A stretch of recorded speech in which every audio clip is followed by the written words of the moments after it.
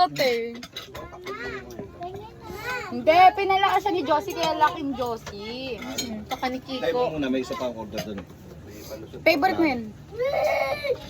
Wala pa eh. Ano yun, anak? Ah, sinigang. Ano gusto mo? Dapat pagtog. Dapat nga ng panton. Kumusta tayo yung pagkain? Hindi ko lang kursunado yung pancit pihon. Kaya, medyo ano. Hindi, mga mahulog yun. Yung Canton masarap, ma. Dala ka nga dito next time to chili mansi flavor, te. Ha? Masarap yung bihon, ma. May bihon sila? Ayun, Canton. Ayun. Mamaya na, buti mo muna yung panton mo. Masarap yung sisig. Yung pala yun. Kailangan ko pareho panton. Dito naman si Zoe kayo.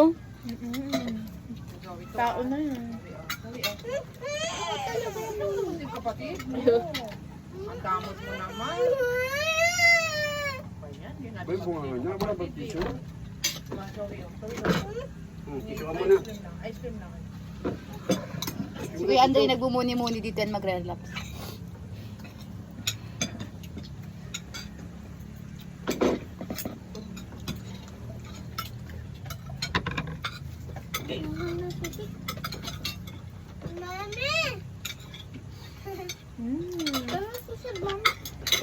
Kain. Huwag niya, mahangin doon. Mga anak.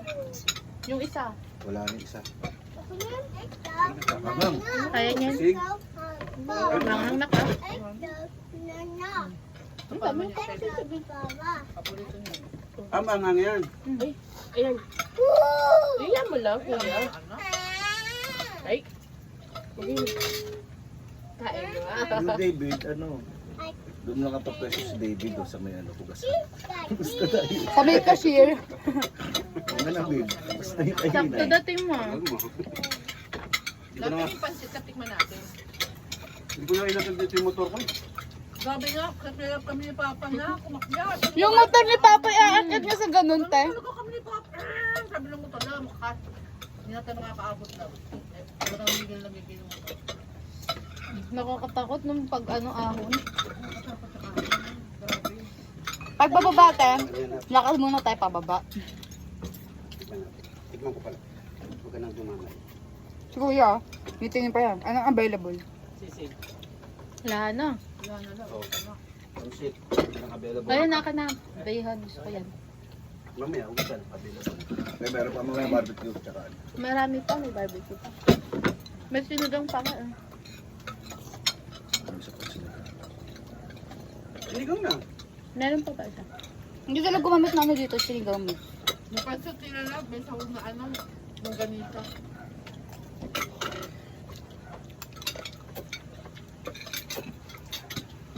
Pansit nila lang. Ano. Uy, ay mo lang. Ano pa ito pa ano? Pansit. Hindi masarap yung pansit mo. Pansit lang din gusto niya. Bihon pa. Canton masarap. Sarap pa ka ano. Bihon. Kantan masarap daw si Zoe. Kantan lang tatlo Mas masarap yung kanton. Parang kulang siya sa toyo. Kaya kumain kami sa ano na kayo. Eh, taktak mo sa ate mo. Di ba? Para may pakinabang naman ito yung toyo mo, te. Marami ka rin. Natikman namin dito ni Zoe. Pasado kay Zoe. Ito ba yun? Ang mga agad sa nakit. Tingnan ko pa kung ka na niya. Okay. Tikman na. Kakay banda dito eh. Nakalimutan ko na yun. Para maganda yung ano natin. Eh, buhok ko. Sila yata ito eh. Yung view natin. Medyo taas ata kami. Maraming tao nun eh. Oh, yan. Pumunta ka na dito? Opo! Water. Yung ano, bago kami mag-amansari. Dito? Opo. Layo ah. May mansari pa, mag-iwala din naman kayo. Wow. Diba? Diba rin? Sensi, mo problema sa anib namin eh. Kada taon yun eh. Na-stress sa anib, tsaka sa birthday niya. Ikaw ba, lipat na yung birthday, yung anib namin.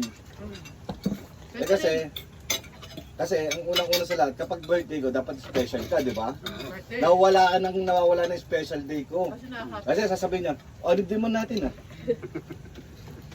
Bakit ikaw lang dapat anib din naman natin. Papayag nga ako, ligawan niya ako ulit. Dali mo rito, mukhang hindi magtotoyo. Ay, uhulog mo din yan. Ego, lipat na lang yung anib Siyempre, iba natin. yung Huwag na tayo birthday kasi, iba yung ani. Ego nga, ano lang eh. Tapos naman nun, Ano talaga? bukasan, wala namang ganun. Sabi niya, liligawan ko raw siya pa. Sige, payag ako. Isang linggo ko raw siyang liligawan. Sige, payag ako. Di bali, para maranasan niya rin yung naramdaman ko. Pagdating Saan na po ng, siya magtrabaho? nang may, para sa birthday niya, sagutin niya ako. Hindi, yun ang maging alib namin na. Sa birthday niya. Para minsan na lang. Saka lang din. Palitan, ano?